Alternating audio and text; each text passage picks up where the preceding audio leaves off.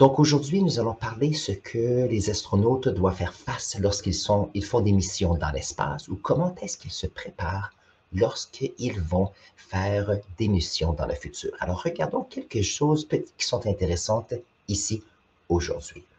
La première photo ici, ou le premier sujet, c'est le fait que le 1er novembre, donc il y a quelques jours, nous avons eu des astronautes qui sont allés faire des réparations sur la Station spatiale internationale.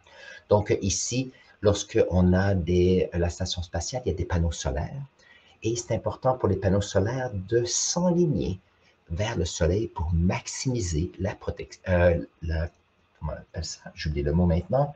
La production, voilà, la production d'électricité pour s'assurer que la centrale fonctionne bien.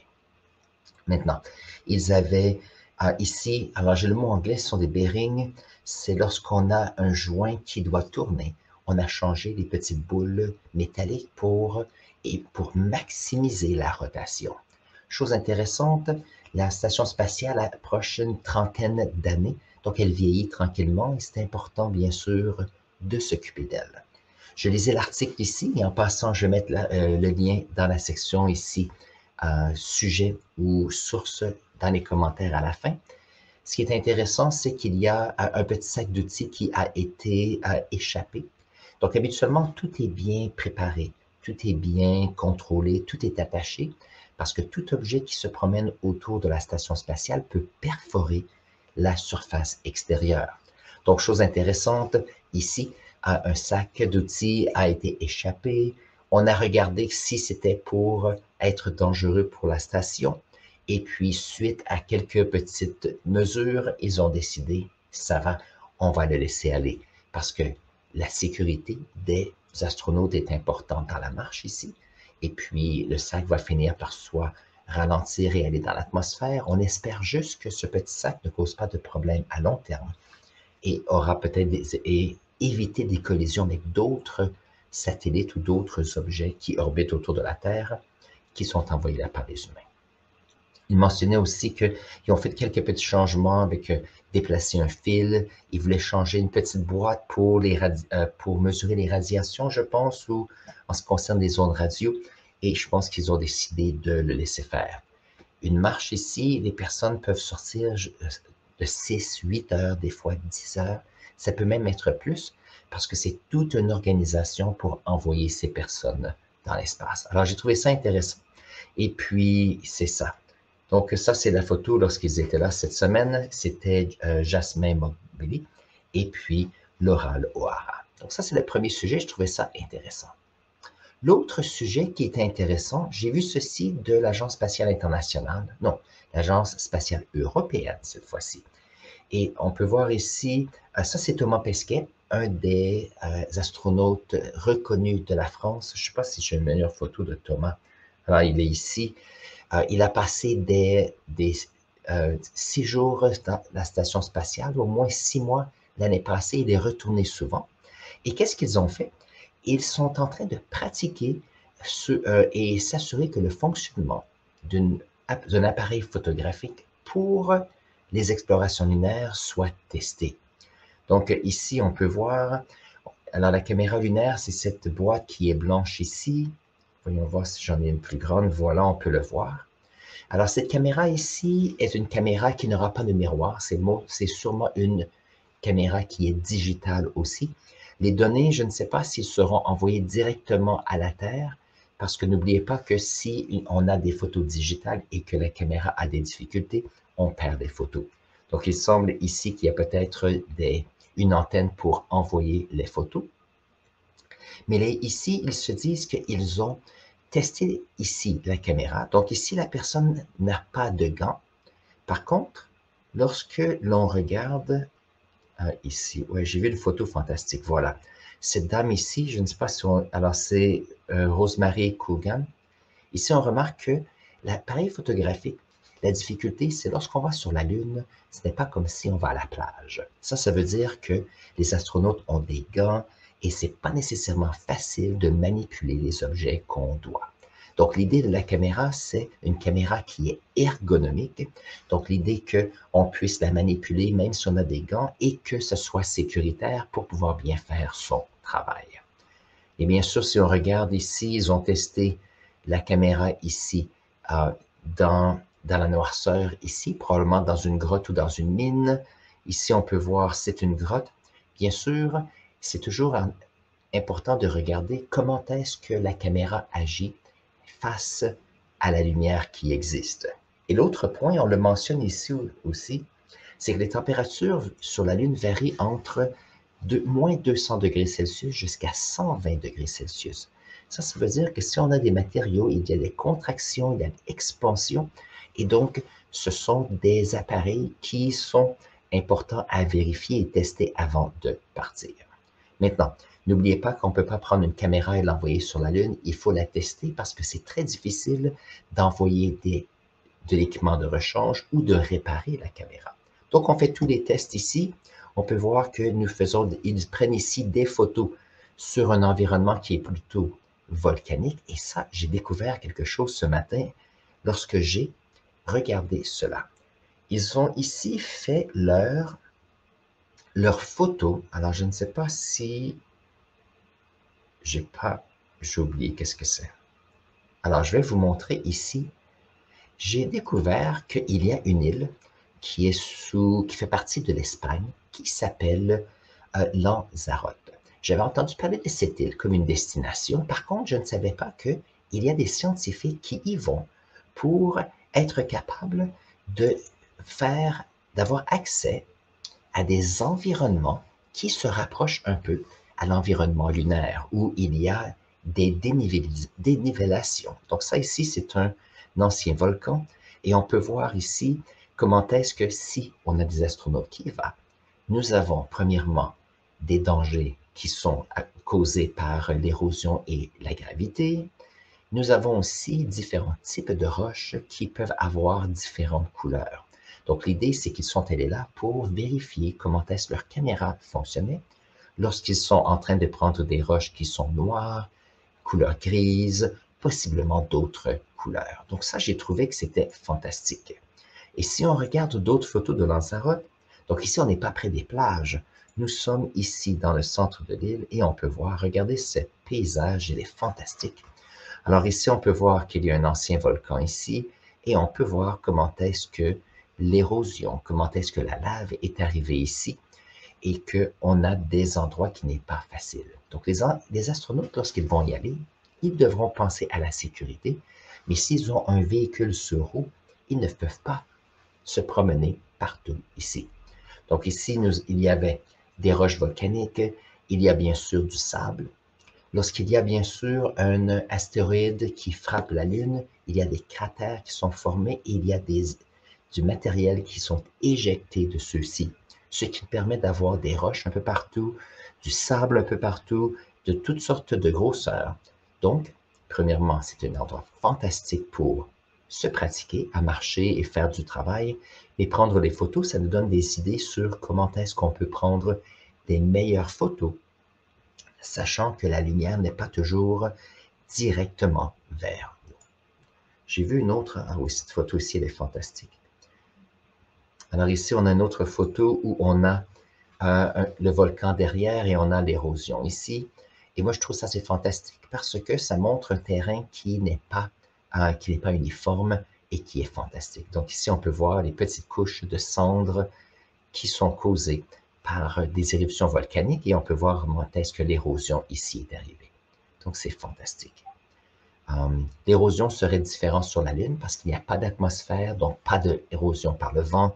Il n'y a pas d'eau, donc pas d'érosion par la pluie, mais il y a quand même la gravité et des impacts d'objets célestes. Voyons voir s'il y a une autre photo que j'avais trouvée intéressante, celle-ci. Regardez ceci, c'est... Alors ici, une plaine ici avec une coulée volcanique. Regardez, c'est fantastique. L'idée ici, c'est que lorsqu'on a des environnements qui sont dangereux, c'est important de pouvoir l'étudier. Ça veut dire que lorsqu'on va envoyer des astronautes ici sur la Lune, on va envoyer des ingénieurs pour pouvoir faire fonctionner des appareils, la fusée, le moyen de transport. Il y aura des pilotes pour pouvoir manœuvrer les engins. Il y aura des docteurs pour s'assurer qu'ils puissent pouvoir s'occuper de eux s'il y a des difficultés. Mais l'autre chose, c'est que si on va sur la Lune et qu'il y a des roches et qu'on prend des photos, bien sûr, il faut apprendre un peu de géologie.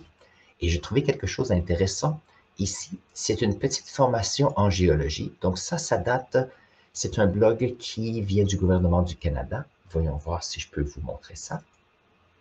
Voilà. Je vais mettre ça un peu plus grand, comme ça on va pouvoir avoir des photos plus grandes. Très bien. Alors ici, dans le mois de septembre, il y a un blog qui a été créé. Et chose intéressante, c'est une formation en géologie pour les astronautes. Donc, c'est de la géologie lunaire. Donc, on se dit que s'il y a de la Lune, il y a eu des impacts, des cratères, il y a aussi des roches volcaniques. Donc, dans le nord du Canada, il y a des endroits comme cela. Donc, alors, il y a deux des personnes ici qui sont des astronautes qui font partie du groupe pour Artemis 2, le groupe d'astronautes qui va aller faire un tour autour de la Lune l'année prochaine. Donc ici, on peut voir comment est-ce que, même si on a des arbres, je sais que sur la Lune, il n'y a pas d'arbres, le fait que nous avons des roches ici, c'est d'un environnement qui est intéressant. Donc ici, on peut voir, nous avons les astronautes Raja Chari de la NASA, Jenny Gibbons, ici de l'Agence spatiale canadienne, Christina Koch de la NASA et Jeremy Hansen qui est, lui, pour aller avec Artemis. Si on regarde les photos, donc une des choses intéressantes, c'est que lorsque on va sur la Lune, c'est important de connaître ces roches, puisqu'on n'a pas des millions d'échantillons où on n'a pas accès à aller faire un tour souvent. On a même peu de photos avec de bonnes caméras. C'est important de regarder des environnements semblables. Donc ici, on a un géologue qui va montrer à Jeremy Hansen ici et Jenny Gibbons des informations sur la géologie ici du nord du Canada, mais qui se réfèrent à la Lune. Ici, on montre ici, alors c'est un ancien, alors ici, des points communs entre des cratères lunaires Tycho et le cratère de Kamestetin, qui est au nord du Canada. L'idée ici, c'est qu'on veut avoir des analogies, des environnements similaires pour aider ceux-ci. Parce qu'il faut comprendre le terrain, il y a une question de géographie et géologie, et comprendre la roche, les identifier, savoir quoi prendre en photo et avoir un peu d'idée en chimie. Donc ici est un autre, nous avons ici le lac qui est dans le centre de ce cratère, fantastique, excellent endroit pour voir qu'est-ce qui se passe autour d'un cratère. Donc, comment est-ce que la roche est brisée, les fragments et ainsi de suite.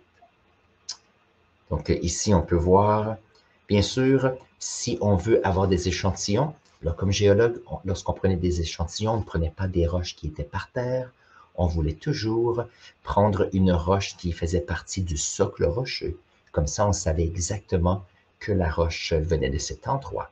Et ça permettait aussi d'avoir des roches qui étaient le moins changées chimiquement par l'érosion. Donc ici, c'est une pratique à avoir, bien sûr.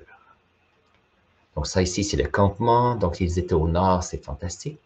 N'oubliez pas qu'il y a certains moments où les longueurs des journées peuvent être 15 heures, 20 heures de longueur ou de durée lorsqu'on va dans le nord. Donc sûrement qu'ils ont travaillé sur le fait que si on utilise la lumière du soleil, aussi bien maximiser notre temps. Et aussi, comment est-ce qu'il faut dormir durant la journée. Donc ici, nous avons deux photos ici avec nos deux astronautes. Alors ici, discussion. Tous bons géologues ensemble vont discuter pour partager leurs connaissances.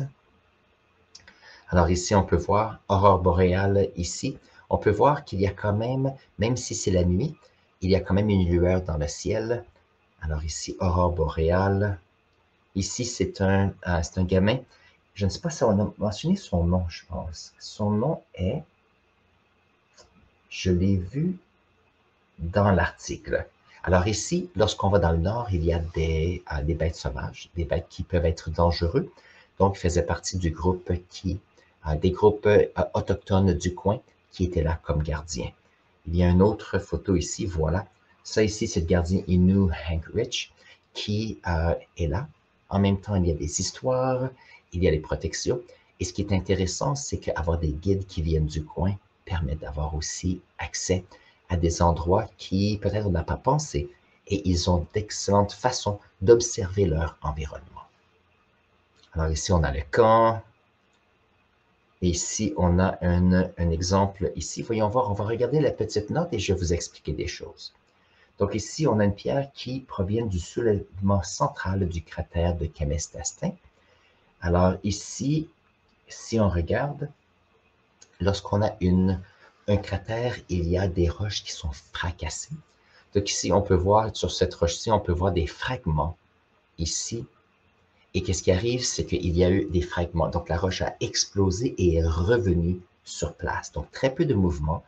Il n'y a pas d'érosion, donc les morceaux de roche ne sont pas arrondis. Et il y a bien sûr de la matière qui retombe après cette expansion. Donc on se retrouve avec, si je me rappelle bien, on appelle ça une brèche. Donc c'est une roche qui montre ce qu'une brèche a l'air, avec des roches qui ont explosé et qui sont rapportées, qui sont retombées sur eux-mêmes. C'est des types de roches qu'on devrait retrouver sur la Lune, suite aux impacts, suite au fait qu'il y a eu des changements sur la croûte lunaire depuis des milliards d'années. Donc, ça va être intéressant, et ça, je pense que c'est la dernière photo. Ici, c'est le groupe. Donc, j'ai trouvé que c'était intéressant. J'aime bien parler de géologie, ça m'a permis de pouvoir apprendre certaines choses, et j'ai trouvé ça fantastique. Alors, si vous avez aimé ces vidéos jusqu'à maintenant, n'oubliez pas de vous abonner à notre chaîne. Je fais des vidéos à chaque semaine sur toutes sortes de sujets qui se rapportent à l'astronomie, différentes sciences, chimie, biologie. Je fais aussi de la physique, tous des points intéressants. Et bien sûr, je suis ici pour répondre à vos questions. Mon nom est Alain Faber, j'enseigne les sciences depuis plus de 25 ans et je me suis dit que, comme passe-temps, j'ai bien partagé ce que je sais. Alors sur ce, je vais mettre un lien ici à une autre vidéo. On se voit là dans un instant.